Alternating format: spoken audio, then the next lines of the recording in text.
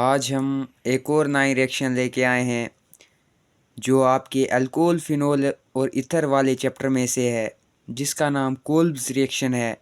ये reaction specially phenol की है। तो रिएक्शन आपके सामने है।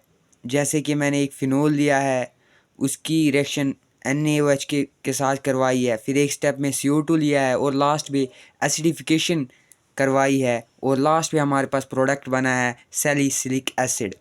तो इस रिएक्शन का हम मैकेनिज़्म करेंगे, ये रिएक्शन कैसे हुई, कैसे ये सैलिसिलिक एसिड बना, ये प्रोडक्ट कैसे बना। तो सबसे पहले आप देख रहे हो मैंने एक फ़िनोल लिया था। मैकेनिज़्म में इसकी बात करते हैं। अगर मैं इस फ़िनोल को देखूं तो अगर मैं इसको इस तरीके से लिखूं तो मुझे कोई फ़र्क नहीं पड़ेगा। ये इस तरीके से लिख लिया मैंने, क्यों? इस ऑक्सीजन और हाइड्रोजन के बॉन्ड को मैंने दिखाया है ये वही फ़िनोल। तो इसकी रिएक्शन बेस के साथ करवाई NaOH। तो आपको पता ही है NaOH इस फॉर्म में Na+ और OH नेगेटिव की फॉर्म में है। तो यहाँ पे देखो, यहाँ पे ऑक्सीजन और हाइड्रोजन के बीच में बॉन्ड है। ऑक्सीजन की इलेक्ट्रोनेगेटिविटी ज़्यादा है और हाइड्रोजन की कम है। ये यहाँ से ऑक्सीजन इससे ये इलेक्ट्रॉन्स लेगा और H+ को यहाँ से निकालेगा। वो H+ इस OH नेगेटिव के साथ जुड़ेगा और यहाँ से वाटर बाहर निकलेगा। क्यों? क्योंकि OH नेगेटिव जब H+ के साथ जुड़ेगा ये वाटर ही तो बनाएगा ना, तो यहाँ से वाटर बाहर निकला। तो मेरे पास आने वाला स्ट्रक्चर कुछ इस तरीके से बना। ये बना। क्यों? ऑक्सीजन के ऊपर नेगेटिव चार्ज। क्यों? क्योंकि इसने हाइड्रोजन से इलेक्ट्रॉन्स इसने लिए। तो यहाँ पे क्या होगा, ऑक्सीजन के ऊपर नेगेटिव चार्ज है, ये क्या करेगा, ये बैक बॉन्डिंग करेगा। क्यों? अपने इलेक्ट्रॉन्स को यहाँ भेजेगा डबल बॉन्ड बनाने के लिए। क्यों? क्योंकि इसके पास इलेक्ट्रॉन्स हैं और ये बैक बॉन्डिंग करेगा, अपने इलेक्ट्रॉन्स को यहाँ भेजेगा डबल बॉन्ड बनाने के लिए। तो जैसे ही ये अपने इलेक्ट्रॉन्स को यहाँ भेजेगा, ये वाली बॉन्ड यहाँ पे शिफ्ट हो जाएगी।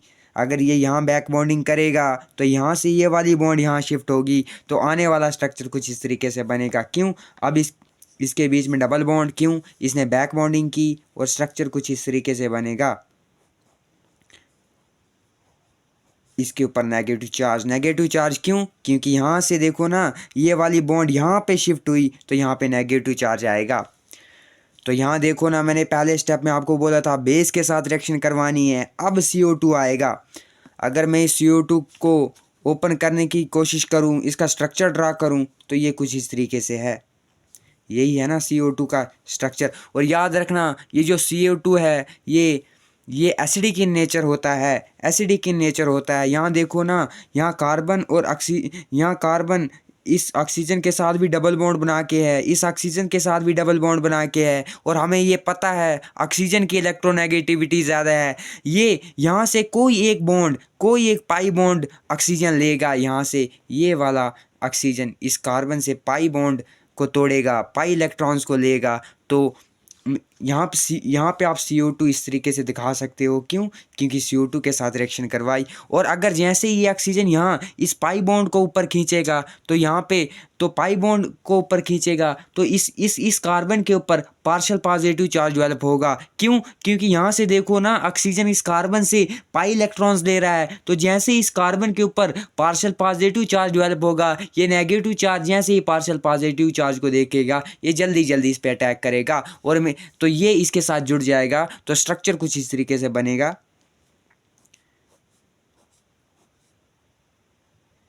ये मेरे पास स्ट्रक्चर बन रहा है और ये कुछ इस तरीके से। और यहाँ पे क्या जुड़ा, यहाँ पे ये मेरे पास जुड़ गया इस तरीके से। इस ऑक्सीजन के साथ आ गया नेगेटिव चार्ज और यहाँ पे मैं एक हाइड्रोजन दिखा सकता हूँ, क्योंकि आपको पता है ना, यहाँ पे हर एक जगह पे, यहाँ पे भी हाइड्रोजन है, यहाँ पे भी हर जगह पे। तो मैंने हाइड्रोजन को दिखा दिया यहाँ से। और नेगेटिव चार्ज यहाँ पे क्यों आया? क्यों? यहाँ से ऑक्सीजन उस कार्बन से क्या पाई इलेक्ट्रॉन्स को लिया।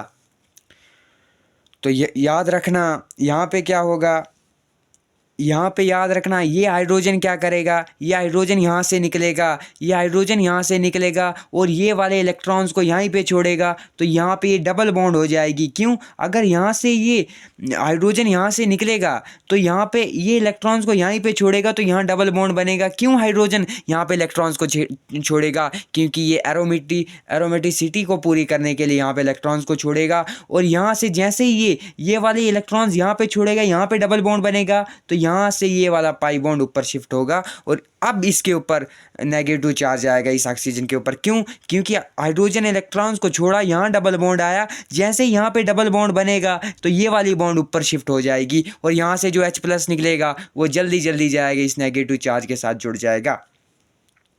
तो मेरे पास स्ट्रक्चर कुछ इस तरीके से बनेगा।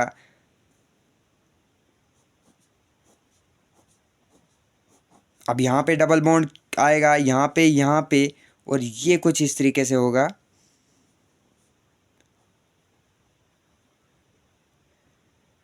तो याद रखना, अब लास्ट स्टेप मैंने आपको बोला था, अगर मैं यहाँ CO2 के बाद एसिडिफाई करना है, यानी किसी एसिड के साथ रिएक्शन करवानी है, यहाँ पे H+ तो एसिडिफाई करेंगे तो ये H+ क्या करेगा, जैसे ही हम एसिडिफिकेशन यहाँ पे करेंगे, यहाँ पे H+ इसके साथ जुड़ जाएगा इस नेगेटिव चार्ज के साथ। तो ये कुछ इस तरीके से बनेगा।